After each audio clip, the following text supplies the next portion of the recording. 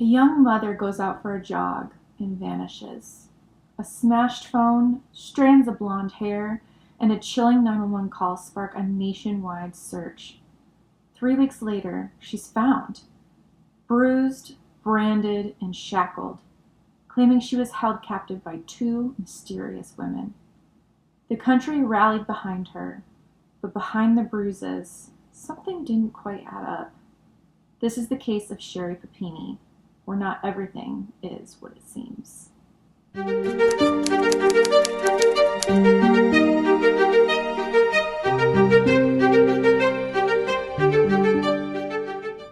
Hey everybody, and welcome back to another episode of A Brush with Death. I am your host, Miss Casey Hanalei, and in this series I sit down, I tell you a true crime story, and I paint you, and sometimes draw you, a pretty picture at the same time. So if you love art and you love true crime, go ahead and like and comment this video and hit that subscribe button. That way you will never miss one of my terrible, yet hopefully inspirational stories.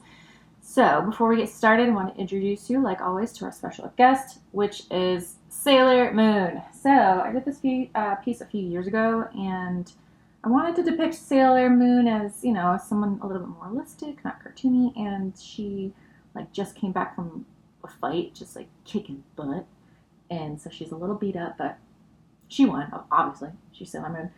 And I love this piece. I've sold many prints of this piece, so if you are interested in getting a print of this piece, go ahead and go to my website, and I will even sign it, especially for you. Just let me know.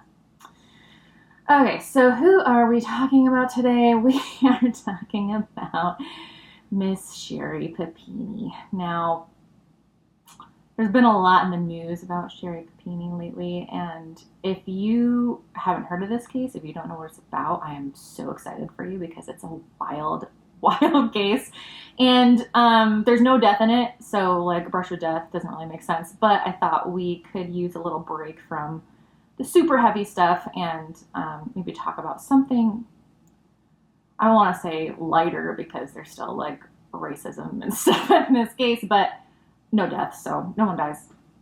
But anyways, so yeah, I guess let's just get into this case, guys. Okay, so the disappearance of Sherri Papini. So this happened back in 2016. So November 2nd, 2016, Sherri Papini, who's a 34-year-old mother of two, reportedly took her children to daycare, the morning of the 2nd. This was part of her normal routine, and there were no red flags noticed by the teachers or any of the staff when she dropped off her children. Before noon, Sherri allegedly went out for a jog near her home, something that she normally did as a part of her typical fitness routine, so that wasn't weird for her to go out for a jog. This is the last time she is seen. Her husband, Keith, reported her missing when she didn't pick up the kids or respond to any calls from himself or others. That afternoon, her phone and her earbuds with strands of blonde hair were discovered on a trail about a mile from her home. Now, this, I know the ending of the story. Maybe some of you do too, but initially, this is terrifying, right? A mother, 34, I'm 34, goes out and just disappears, in a suburban neighborhood. My goodness. So hundreds of tips come in. Hundreds of people go out searching for her.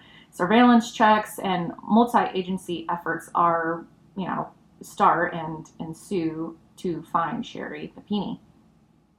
Keith Papini was even polygraphed and eventually cleared as a suspect. So I know we always say the husband did it or the wife did it, right? But he is very early on cleared from any wrongdoing. And he, by all counts, is distraught over Sherri being missing. And he has two very young children as well. So I can't even imagine what was going through his head. As a parent, in times of crisis, at least for me, I focus on my children, right? So, I'm sure that's what he was doing, but in the back of your mind, you're like, oh my God, like, where is Sherri? Where is my wife? So yeah, he, by all accounts, was distraught and trying to find Sherri. So before we get into when Sherri is found, because she is found alive, so I want to get into a little bit of her background before we do that. So Sherri Louise Grafe, I think is how you say her last name, she was born on June 11th, 1982, and she was the younger of two daughters to Richard and Loretta Grafe. Now, there was reports of her childhood being pretty traumatizing. And again, we'll get into it later, but like some of this wasn't like substantiated. People don't really know what is truth and what is not, right? So take this with a grain of salt, but family and friends described Sherri's upbringing as tumultuous at best. Sherri suffered from, again, take this with a grain of salt, suffered from emotional abuse, distress, and early onset self-harm.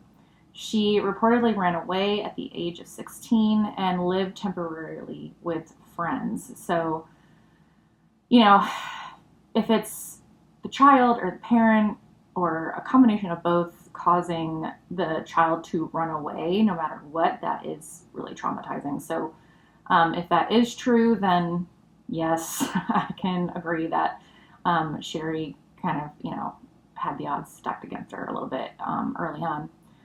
A childhood friend even recalled Sherri's mother, Loretta, dragging her by the hair and Sherri couch hopping when she was very young, 16 and younger.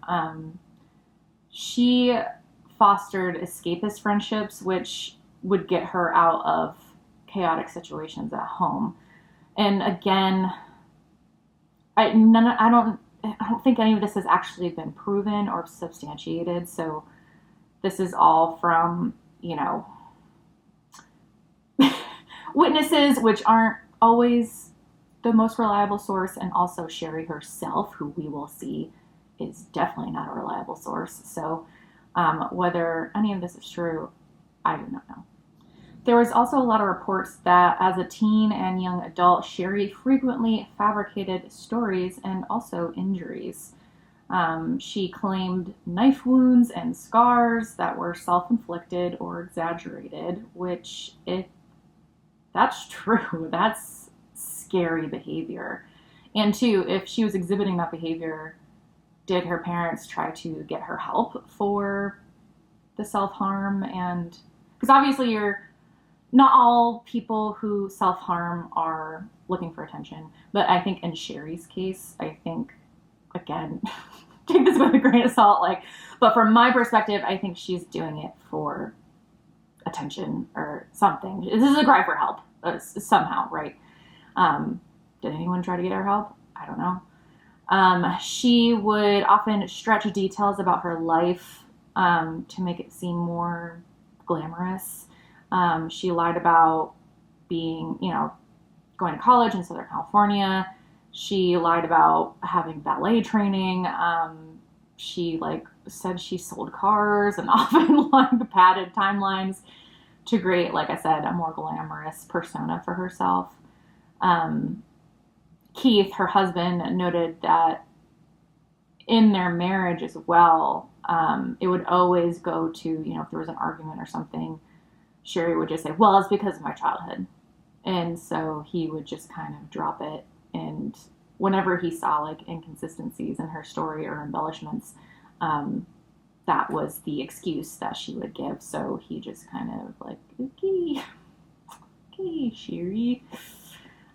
So speaking of her relationship with her husband, she met Keith in adolescence, in middle school, and they reconnected in 2006 after Sherri moved back to Redding. They married in 2009 and had 2 children together, a son and a daughter. But there was obviously some cracks in their relationship. Marital tensions arose due to Sherri having an emotional affair, at least what I saw was just emotional, but who knows if it was physical. She had an emotional affair with an ex-boyfriend, James Reyes. Remember that name?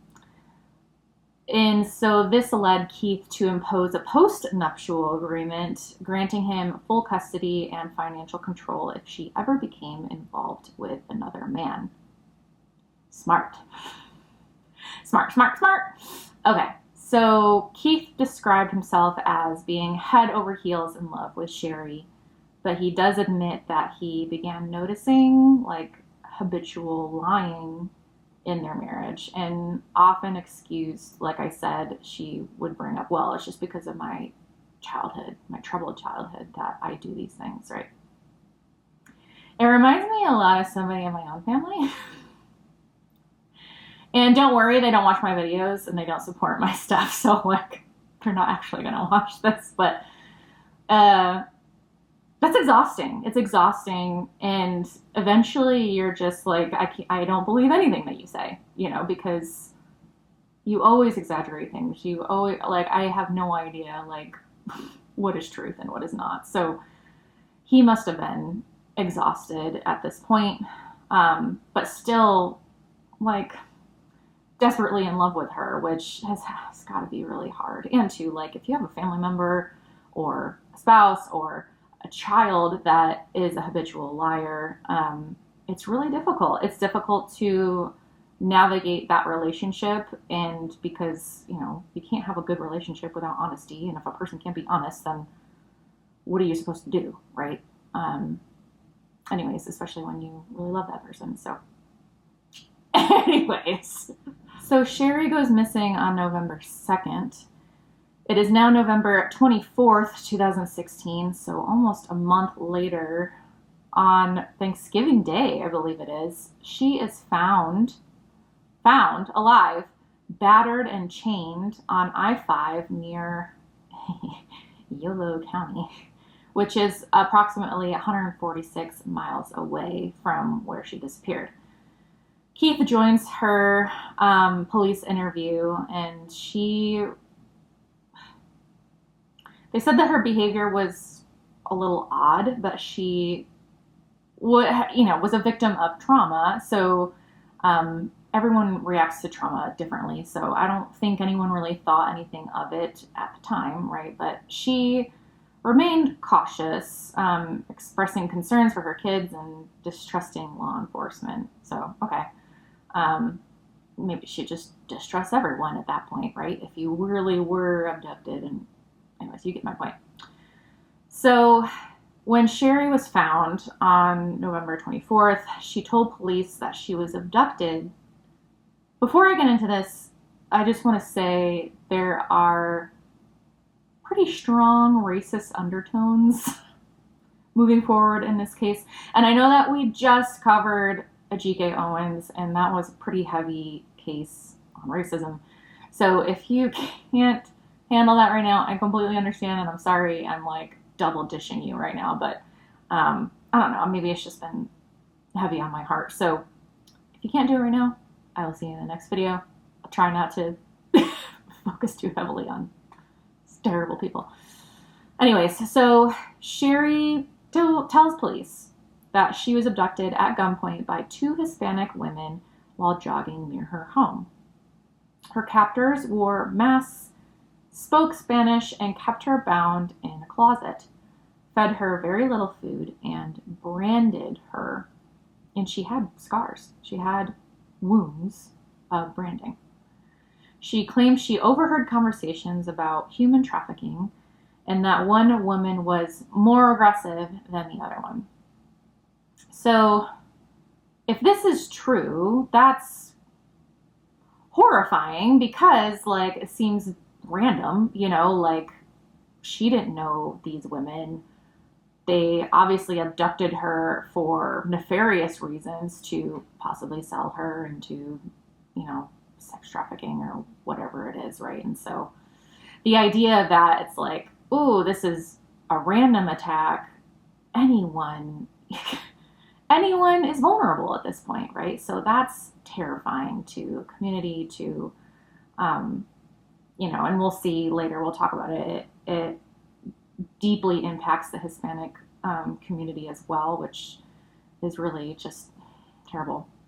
Anyway, so the FBI launched a big investigation, an aggressive investigation, I should say. A task force began tracking tips, reviewing surveillance footage, and mapping Hispanic neighborhoods in an effort to identify the supposed abductors. So they were going off of Sherri's testimony. Multiple sketches were created based on Sherri's shifting descriptions, which lack real consistency. And they were distributed nationwide. I have thoughts, but we'll get to it. There was a very heavy focus on Hispanic women, like I said. Investigators questioned and investigated several Hispanic women, especially those who may have driven SUVs or worked in domestic or service industries. No physical evidence, including fingerprints, DNA, or surveillance, was ever found to support the presence of these two women and their vehicle. The tip lines were flooded with reports of suspicious Hispanic women. I'm laughing because it's just like, why did we allow it to get this far? Why did we? Anyways, across California and beyond, many of which were based on fear and racial profiling. Exactly. Latino advocacy groups expressed concern that the case was feeding xenophobic hysteria during an already polarized political climate. Now, do we all remember what happened in 2016? Maybe an election of some sort. So that started to make investigators think, there's some inconsistencies in Sherri's story. Maybe we should look at this again. Don't you think you should do that before you just spread it everywhere? That's just me, I guess. So the first cracks in Sherri's story revealed themselves when she was very inconsistent. She had multiple versions of the same story. So in her initial claim, Sherri told police that two Hispanic women abducted her at gunpoint, held her in a soundproof. It was probably dark, but anyways, soundproof room, and branded her after beating and humiliating her for 22 days. The later contradictions she gave were just wildly inconsistent timelines, changing when she was released, what her captor said, and how she was restrained. So just all over the place, inconsistencies. Investigators said many parts of Papini's story were not consistent with known facts of each other, which, no crap. There was also DNA evidence that very starkly contrasted her story. DNA was found on Sherri's clothing, but was not female, but matched her ex-boyfriend, James Reyes. Whom she had not mentioned to police.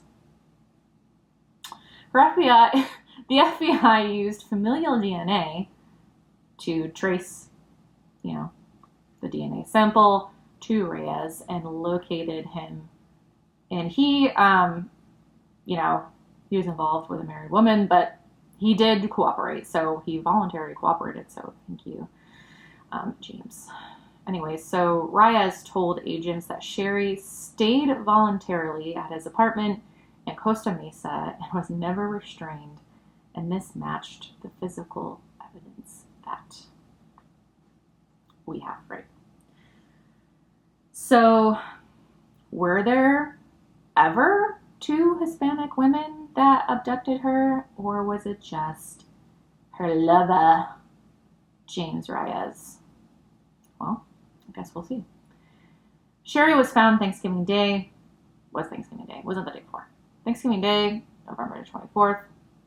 150 miles south of where she had disappeared.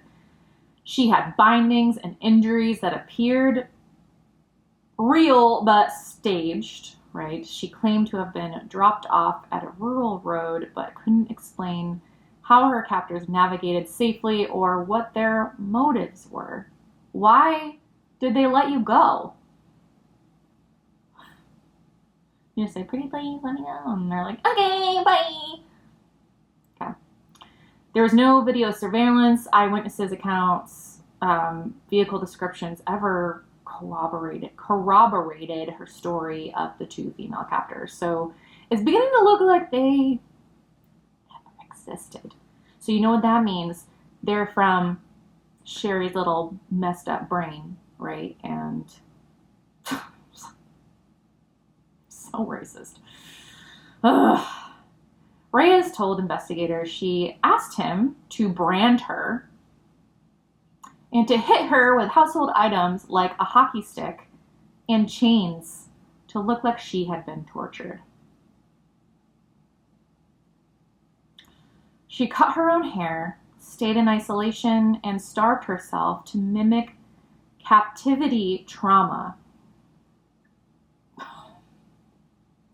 She even asked Reyes not to watch TV or go outside too much in case someone saw her. An FBI case reporter said she was actively staging injuries and controlling her environment. That is not victim behavior. That's a performance. Thank you. Just the extent of the lengths that she went to fake this. Again, like, the level of depravity here and the level of manipulation here is just scary and terrifying, right? Like I had described earlier, Sherri had previously, she had a long history of deception. She had previously lied to family and law enforcement, claiming her mother abused her, and again, that was later proven false and could not be substantiated. She lied about being a victim of abuse from previous boyfriends, alleged seeking sympathy or attention. These past fabrications gave the FBI a pattern of attention-seeking deception. So Sherri also failed to provide any consistent behavioral indicators of someone traumatized after captivity. She refused polygraph testing early on, which is a huge red flag in missing persons cases. And experts noted that her reactions being found and her post-return interviews appeared scripted and disingenuous. But again, like, everyone reacts to trauma differently, but this is the FBI we're talking about. They do, criminal profiling and all that kind of stuff. They see the patterns, right? So I don't always trust their judgment, but in this case, I trust their judgment. Also, I think the most glaring thing, to me at least, is there was no ransom, no motive, and no evidence of an actual crime. Her abductors, two Hispanic women, were allegedly armed, demanded no ransom, made no threats, and left no freaking trace of themselves. Highly implausible for a human trafficking or cartel scenarios, I would say.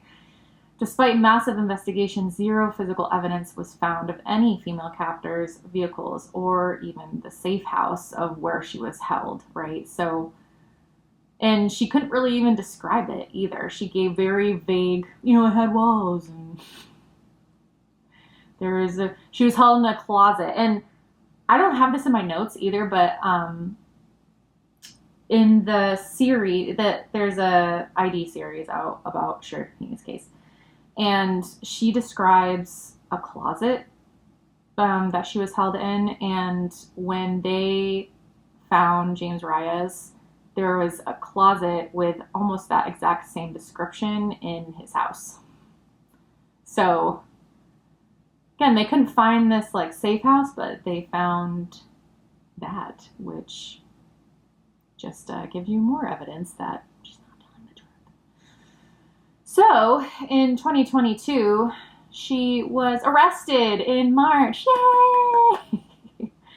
She pleads guilty in April of that year to mail fraud and false statements. I wish you could like, I know there's like hate crime, laws out there and stuff, but like when someone completely throws an entire community under the bus, there should be a charge for that too. Like purposefully. Keith files for divorce and gains full custody of his children and full financial control. Good for you, Keith. Good for you.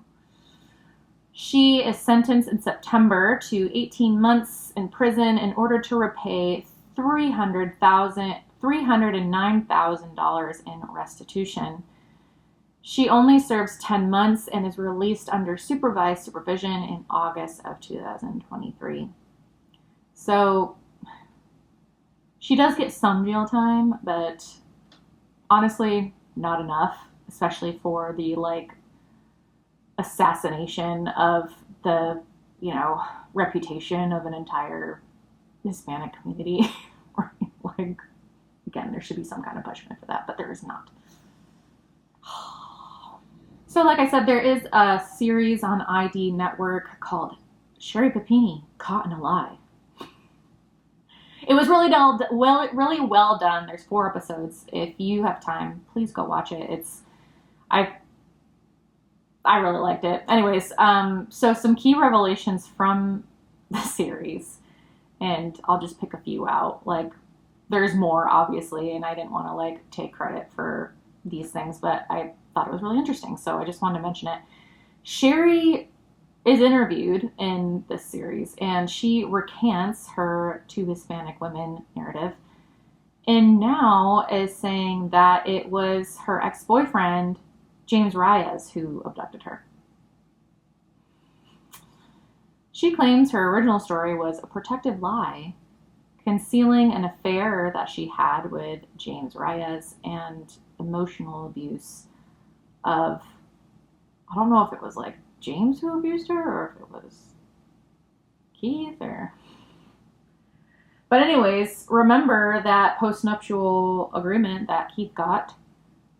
If she was ever caught with another man, he would take the kids and he would take full control of the finances and divorce her butt. So I guess she thought she was going to get caught, and she wanted to cover up with this very elaborate scheme of hers. She underwent reenactments in this series and a polygraph. The polygraph was interesting because she partially passed the polygraph, which I don't know how, she passed some questions and she was proven deceptive on others, which was interesting. According to Brett Bartlett, who was the polygraph examiner, he noted some answers were deceptive, like I said, and others rang true.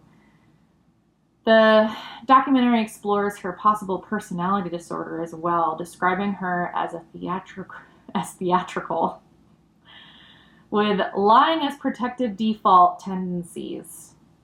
And again, do we all know someone like that? Yes, we do. So she describes her time spent with James Reyes in Costa Mesa. He lived in a 2-bedroom apartment about 150 miles south of Redding, where she disappeared. Reyes rented a car and drove roughly 600 miles round trip just to pick up Sherri at her request. The living arrangements she said she was only going to stay a couple days at Reyes' place at first, eventually extending her stay for nearly 22 days. She had her own room. She boarded up her windows and cooked and cleaned while James Reyes worked. She's just in this apartment, probably, seeing things on the news and knowing that your husband and your 2 young children are worried sick about you while you're just off with your ex-boyfriend. What? For a mother to do that? Monster. Monster. So Raya, like, James was fully cooperative, and he corroborated all the FBI evidence and all that kind of stuff, right? He told investigators that, she had asked him to hit her with a hockey puck and a hockey stick, and even branded her using wood-burning tools he bought from Hobby Lobby. Something else that was in the series that I thought was really, like, was she was branded with this wood-burning thing. If you go on her Pinterest page, she had things saved in wood-burning. So this B-word is looking up branding materials before her big escape, and she's posting on her Pinterest board. Come on. She discreetly cut her hair, ate very little, and lost approximately 15% of her body weight and developed rashes from cleaning products. She, like I said, boarded up her windows to create darkness and isolation, which helped, investigators believe her narrative for a little bit, at least, that she was kept captive. So, anyways. What do you say about a person like that? A person like that, in my opinion, can they be rehabilitated into telling the truth?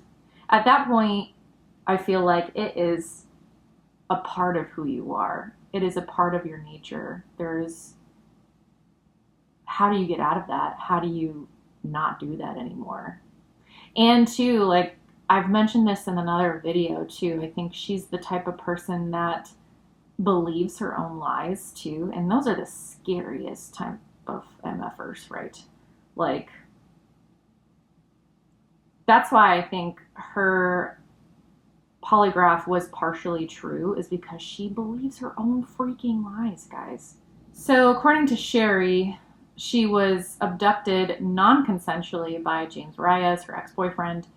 She stated, "I woke up naked, hit in the face, and chained to a pole. After 22 days, she asked to go home, and he just took her home." Well, he, left her on the side of the street, but... Anyways, so she said that she invented the story about the two Hispanic abductors in order to cover up an affair that she had with James Reyes, and then he, forcibly abducted her. She defends herself by saying she lied about who kidnapped her, not the fact that she was taken. Again, the fact that she chose two Hispanic women is so insulting. Why did they have to be Hispanic, Sherri? Anyways. So James Reyes admitted to everything. He admitted that Sherri asked him to do a lot of these things, and she said that it was a friend in need asking for help. Why did you... This is legit Gone Girl. Have you guys seen Gone Girl? But in this case, James doesn't die, so that's good. But this is legit Gone Girl. If you haven't seen it, watch it. It's amazing. I love Ben Affleck, so... And Rosamund Pike, that's her name. She plays the girl in it. Anyways, it's very well done, very good, and it makes me wonder: did that inspire Sherri to do what she did? Anyways, so the things that are still up for debate, as far as I'm concerned, was the captivity consensual and orchestrated, or non-consensual and abusive? I'm leaning more towards consensual and planned, just because Sherri has a history of just lying out her butt. But let me know what you guys think. Do you believe her? Or Is there a reasonable doubt that maybe James abducted her? Oh. And was James Reyes a willing participant in an emotional escape, or was he an accomplice the whole time as well? Do we believe him that he was just trying to help her out of a abusive situation, or was he trying to cover up the affair too? I don't know. I want to believe him. I feel like I don't know. I just have a gut feeling that maybe he's telling the truth. Who knows? So one thing I do want to talk about is the racism and the very toxic stereotypes that are in this case. Sherri Papini's claim that two Spanish-speaking Hispanic women abducted her triggered widespread concern over the use of negative racial tropes, painting minority women as violent kidnappers. One Latina community leader told LA Times, "All this falsification in her story is just nasty and disturbing." Agreed. And added it sowed division amid already tense racial climates. That makes me think, because it's 2016, right? Presidential election is happening. A lot of tension, racial tension is happening at this time. Did Sherri pick Hispanic women on purpose because of the climate? I think so. But who knows? There was perceived media bias and also a lot of privilege being thrown around at this time, too. Critics pointed out that Papini's story received massive coverage, partially because she was a white, whereas similar cases, she was a white woman. I'm sorry. She was white. She was a white woman, whereas similar cases involving women of color often go ignored. We have also covered this in many other cases as well. It keeps popping up. One commentator observed parallels between her pathological lying and narrative, and how Indigenous women's cases are routinely dismissed nationwide and across the globe too. So I like to end every case right with a quote, and I found this one that I really liked. It's by Dr. Amy McQuire, who is an Indigenous journalist and an advocate for racial justice in the media. So she said, "We need to approach stories like Papini's with a level of racial literacy. That is, understanding how race and privilege shape who is believed and whose voices are dismissed." Her words serve as a reminder: when sensational stories twist racial prejudices to craft drama, just unneeded drama, we all pay the price. Communities across the board, we must hold ourselves and the media accountable, especially in differentiating storytelling from the truth and from privilege bias. We covered racial bias in our last case, and now privilege bias as well. I hope that by covering this type of case that, maybe if you have your own privilege bias, that you acknowledge it and, do better. Do better next time, right? I mean, I think we all, myself included, have privilege bias, have racial bias. There's, it's ingrained in our system. It's not, we aren't born with that stuff, but it is taught, and it's still taught today. Just in social circles and stuff, you get used to it. You get used to seeing it on the media, on the news, certain classes and certain races and certain, they're treated better than others, and that should not be the case. And I think that seeps into our our brains and becomes part of our thinking, right? So talking about it helps, right? The more we shed light on a problem and the more we point it out, call it out, hey, you get out of here, the less power it has. So I hope you found that inspiring. You know, if you have any racial bias, privilege bias in your own life that you pointed out, tell it to get the heck out of here and, you know, start to, you know, do better ourselves and do better as a community, right? So with that being said, I want to show you the finished piece. Oh, it looks really good on camera. I feel like in person it doesn't look as good, but like I really like it on camera. It looks really good. So this is a lot more symbolic than I've done in the past. So I wanted to represent how either the truth or a lie drops in the bucket, right?